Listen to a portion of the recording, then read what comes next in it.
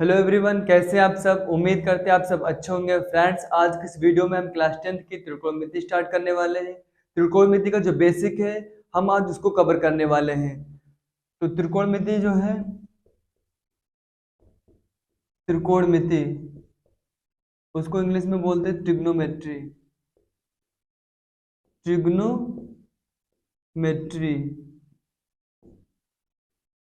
दोस्तों, जो त्रिकोणमिति है वो दो ग्रीक वर्डों से मिलकर बना है। पहला त्रिकोण, दूसरा मिति। दूसरा मिति। दोस्तों, जो त्रिकोण है, त्रिकोण का अर्थ होता है त्रिभुज। त्रिकोण का अर्थ होता है त्रिभुज और मिति का अर्थ होता है मापन। हम इससे समझ पाए होंगे जो त्रिकोणमिति चैप्टर है हम उसमें क्या पढ़ने वाले हैं। हम उसमें पढ़ेंगे त्रिभुज के बारे में। त्रिभुज में होता है भुजाएं, त्रिभुज में होता है भुजाएं और कोण। तो समकोण त्रिभुज के विषय में हम इसमें बात करेंगे। जो त्रिकोणमिति है वो केवल समकोण त्रिभुज पर आधारित है। समकोण त्रिभुज, समकोण त्रिभुज। तो समकोण त्रिभुज क्या होता है? समकोण त्रिभुज कुछ ऐसा होता है। समकोण त्रिभुज वो होता है जिसका एक एंगल 90 डिग्री का हो। तो ये हमारा जो एंगल है वो कितने डिग्री का है? 90 डिग्री का है। कितने का है? 90 डिग्री का है। तो मान लिया हम ये थीटा है, तो थीटा के सामने वाली जो भुजा होती है वो हमेशा लंब होती है। और जो ये 90 डिग्री है, 90 डिग्री के सामने वाली भुजा हमेशा कर्ण होती है। और तीसरी भुजा बची वो हो जाएगी आधार। तीसरी जो भुजा बची वो हो जाएगी आधार। तो हमने इसमें समझा कि जो थीटा है, थीटा के सामने वाली भुजा होगी लंब, उसको पूरा लिख देते हैं लंब। और 90 डिग्री के सामने वाली भुजा हो जाएगी कर्ण और तीसरी जो भुजा है वो हो जाएगी आधार। तो फ्रेंड्स, इसमें एक इंटरेस्टिंग बात यह है कि हमेशा जो ये जो लाइन होगी वो लंब नहीं होगी और ना ही ये हमेशा कर्ण होगी। डिपेंड करता है कि थीटा हमने कौन सा लिया है। थीटा हमने ये लिया है कि थीटा हमने ये लिया है। मान लिया थीटा हमने ये लिया है, मान लिया कि थीटा हमने अब की ये लिया है और ये हमारा 90 होता ही है। यदि हम थीटा इसको लेंगे तो थीटा के सामने वाली भुजा क्या हो जाएगी? लंब। अब की बार लंब ये होगी और 90 डिग्री के सामने वाली भुजा होगी कर्ण। क्या होगी? कर्ण। बची तीसरी भुजा वो हो जाएगी आधार। तीसरी भुजा हो जाएगी आधार। तो डिपेंड करता है कि हमने एंगल किसको लिया है। अगर एंगल हम यहाँ पे लेंगे ऊपर, तो एंगल यानी जो थीटा है, थीटा के सामने वाली भुजा हो जाएगी लंब और जो 90 डिग्री है, 90 डिग्री के सामने वाली भुजा हो जाएगी कर्ण। बची तीसरी भुजा वो हो जाएगी हमारी आधार। तो त्रिकोणमिति पूरा का पूरा समकोण त्रिभुज पर आधारित है। तो त्रिकोणमिति के हमने दो भुजाएं लिया। एक ले लिया हमने कर्ण और उसको हम बटे में लिख दिया आधार। ये दो भुजाएं हैं जो इनका अनुपात है। तो इनको जब हम ऐसे लिखते हैं तो एक टर्म आता है त्रिकोणमिति में, त्रिकोणमिति अनुपात। एक टर्म आता है त्रिकोणमिति अनुपात। तो पहले इसको रफ करते हैं और उसके बाद में हम त्रिकोणमिति जो अनुपात होता है उसको समझेंगे। आता है त्रिकोणमिति अनुपात। त्रिकोणमिति अनुपात।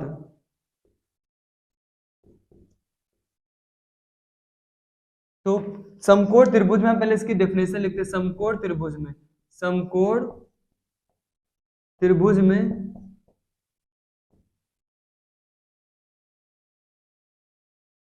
त्रिभुज में किन्हीं दो भुजाओं, किन्हीं दो भुजाओं के अनुपात को, किन्हीं दो भुजाओं के अनुपात को, अनुपात को त्रिकोणमिति अनुपात कहते हैं। त्रिकोणमिति अनुपात कहते हैं।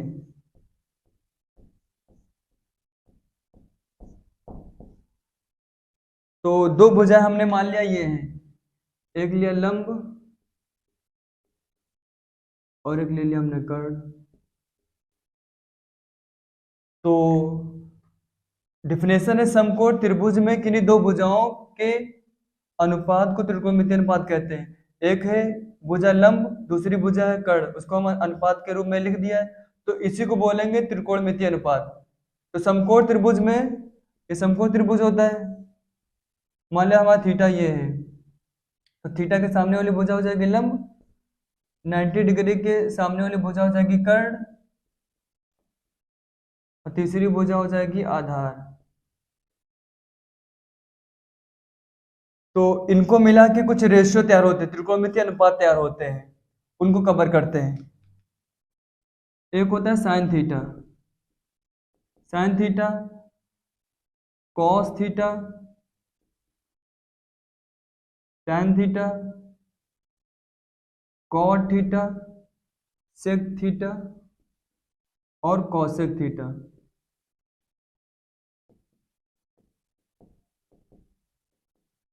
ये 6 त्रिकोणमितीय अनुपात होते हैं। तो जब बात आती है त्रिकोणमितीय अनुपात में साइन थीटा की, साइन थीटा, तो यहां हम एक एक लिखते हैं। साइन थीटा होता है लंब बटे कर्ण। उसके बाद बात आती है कॉस थीटा की, इसको रफ करते हैं पहले, कॉस थीटा की, कॉस थीटा पहला ये हमारा हो गया साइन थीटा। दूसरा कॉस थीटा, कॉस थीटा होता है आधार बटे कर्ण। कॉस थीटा होता है आधार बटे कर्ण। उसके बाद इसको हम रफ कर देंगे।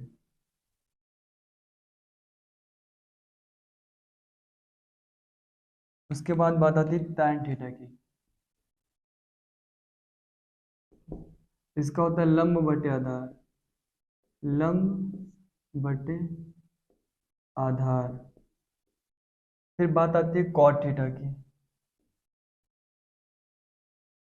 कॉट थीटा, कॉट थीटा होता है आधार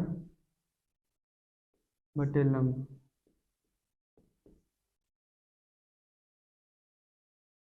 इसके बाद sec theta, sec theta, sec theta होता है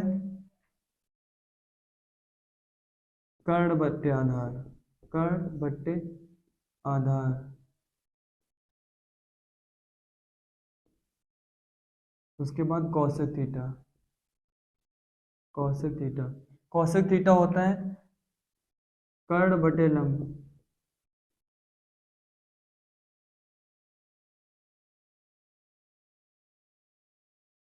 ये त्रिकोणमितीय अनुपात है हमारे। पहला है साइन थीटा लंब बटे कर्ण होता है, दूसरा है कॉस थीटा, कॉस थीटा आधार बटे कर्ण होता है। फिर टैन थीटा, टैन थीटा होता है लंब बटे आधार। उसके बाद कॉट थीटा, कॉट थीटा होता है आधार बटे लंब। उसके बाद सेक थीटा, सेक थीटा होता है कर्ण बटे आधार। उसके बाद कौशिक थीटा, कौशिक थीटा होता है कर्ण बटे लंब। ये हमारा त्रिकोणमितीय अनुपात होता है। उसके बाद बात आती है इनको हम याद कैसे करें, इनको हम याद कैसे करें। सिंपली एक ट्रिक होती है, लिखेंगे लाल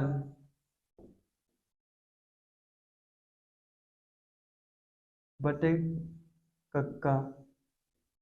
आई होप आपको ये पता होगा। लाल बट्टे कक्का ट्रिक होती है। यहाँ लिखेंगे साइन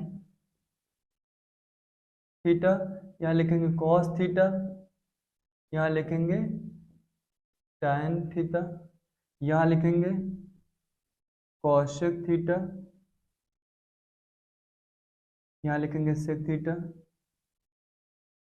और यहाँ लिखेंगे कॉट थीटा।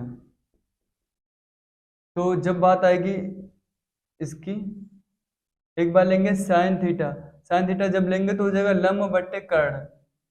साइन थीटा जब लेंगे तो हो जाएगा साइन थीटा का लंब बट्टे कर्ण। उसके बाद जब बात आएगी कॉस थीटा की, तो कॉस थीटा हो जाएगा आधार बट्टे कर्ण, कॉस थीटा हो जाएगा आधार बट्टे कर्ण। उसके बाद अब बात आएगी tan tan थीटा की, tan थीटा हो जाएगा लंब बटे आधार, और इसका जब अपोजिट करेंगे cos थीटा cosec थीटा के लिए, cosec थीटा हो जाएगा कर्ण बटे लंब, cosec थीटा हो जाएगा कर्ण बटे लंब। उसके बाद sec थीटा क्या हो जाएगा, sec थीटा हो जाएगा कर्ण बटे आधार, sec थीटा हो जाएगा कर्ण बटे आधार।